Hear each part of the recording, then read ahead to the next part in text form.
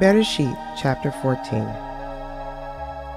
When Amraphel was king of Shinar, Arioch, king of Elasar, Kedorlaomer, king of Elam, and Tidal, king of Goyim, they made war together against Bera, king of Sodom, and against Birsha, king of Amorah, Shinav, king of Admah, Shemaver, king of Zoim, and the king of Bela, which is the same as Zoar. All the latter kings joined forces in the Siddim Valley where the Dead Sea is. They had served Kedorlaomer 12 years, but in the 13th year they rebelled. In the 14th year, Kedorlaomer and the kings with him came and defeated the Rephaim and Ashtaroth Karnaim, the Zuzim and Ham, the Emim and Shaveh Kiryatayim, and the Hori at Seir, their mountain, all the way to El Paran by the desert. Next they turned back, came to Ain Mishpat, which is the same as Kadesh, and defeated all the country of the Amaleki, and also the Amori, who lived in Hatzon Tamar.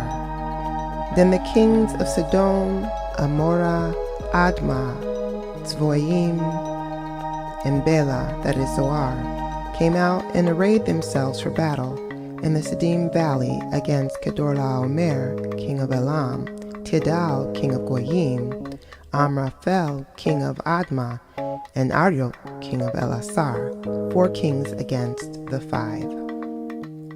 Now the Siddim Valley was full of clay pits, and when the kings of Sodom and Amorah fled, some fell into them, while the rest fled to the hills. The victors took all the possessions of Sodom and Amorah, and all their food supply. Then they left. But as they left, they took Lot, Avram's brother's son, and his possessions, since he was living in Sodom. Someone who had escaped came and told Avram the Hebrew, who was living by the oaks of Mamre, the Amori, brother of Eshcol and brother of Aner, all of them allies of Avram. When Avram heard that his nephew had been taken captive, he led out his trained men who had been born in his house, 318 of them, and went in pursuit as far as Dan. During the night, he and his servants divided his forces against them, then attacked and pursued them all the way to Hovah, north of Damascus. He recovered all the goods and brought back his nephew Lot with his goods, together with the women and the other people. After his return from slaughtering Kedorlaomer and the kings with him, the king of Sodom went out to meet him in the Shaveh Valley, also known as the King's Valley. Melchizedek, king of Shalem, brought out bread and wine.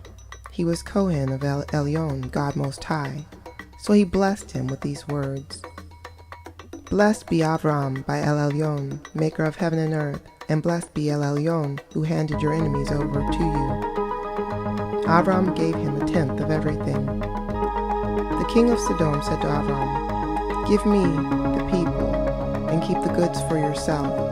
But Avram answered the king of Sodom, I have raised my hand in an oath to Yehovah El Elyon, maker of heaven and earth, that I will not take so much as a thread or a sandal thong of anything that is yours, so that you won't be able to say, I made Avram rich. I will take only what my troops have eaten, and the share of the spoil belonging to the men who came with me.